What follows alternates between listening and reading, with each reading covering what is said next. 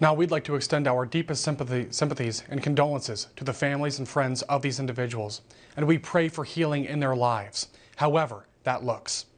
Now, here with reaction is psychiatrist Dr. Carole Lieberman. Dr. Lieberman, thank you for being here today.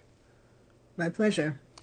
I want to start with this note of healing and get your professional opinion about what that healing process really looks like for these families. Well, it's been very difficult. It still is very difficult, as we've heard when they spoke.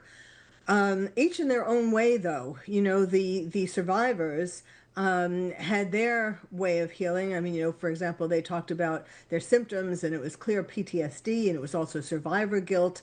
And so they're dealing with that, sort of an extra, it's a different grieving.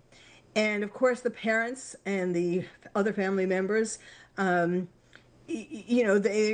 talked about how much they're going to miss their children in various ways.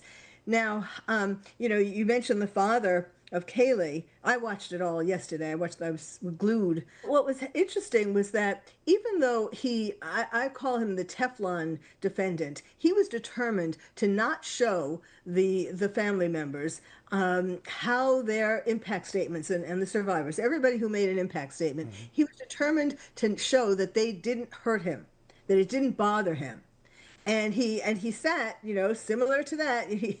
He barely changed. His expression barely changed. His teeth were clenched, but they were clenched more when someone really got to him and it made him angry. And on the other hand, he softened for some of the people who gave impact statements who he could relate to. Notably, that was Maddie Mogen's father, Ben Mogen, and also the father of Xana Kernodle, because they talked about their struggles with addiction. They had a much softer, a much more vulnerable statement. And his expression did change, barely. It was barely perceptible, but you could see that that it was like he sort of connected to that because he had addiction problems in high school with heroin. Okay. Well, so I know I've been going on and on, but it was very impactful yesterday, and just yes. watching the whole thing as it went on. And so Dr. Lieberman, if I may, because sure. I can only imagine the pain and the tragedy here just from afar myself. And so I really want to get your thoughts about how these families and these survivors will process this, how they can start healing, and what that process really looks for them step by step. So I really would appreciate it if we could sort of walk through that process together and, explain that for people.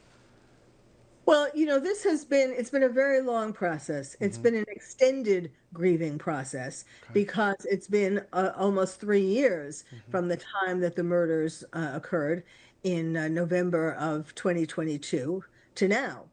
And there have been lots of ups and downs. First it was, who is this person? Who did this horrendous thing?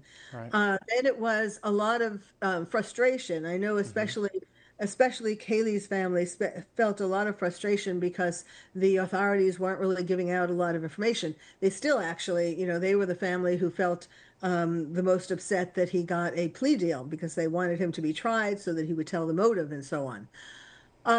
So it hasn't, it's not the typical grieving where somebody dies and, that's the end of it. And you go through the grief process and, you try, of course, life is totally black at the beginning. You don't think you're going to be able to deal with this. How can you go on thinking about with this person missing? And then, of course, as time goes on, you find ways. I mean, that's why with funerals and celebrations of life, these are all things that help people to go through the grieving process. And of course, when people around them, show a lot of support and so on, that helps. I mean, so it's been more painful than the typical grieving process because it was so long and because it was so public and because of how they died. It's very different from somebody dying of a heart attack or dying of a car accident. This is murder. This is somebody stealing the life of their loved one. Yes, it is, and it's tragic. So before we have to go, Dr. Lieberman, I'll just say really from the bottom of my heart, I have these families, these survivors in my thoughts and my prayers. I will continue to pray for them. I can't even imagine what they're going through right now, but I do hope that they can heal and find a way to move forward. And I would say thank you again for your time and your analysis today. Yes, absolutely. Me too.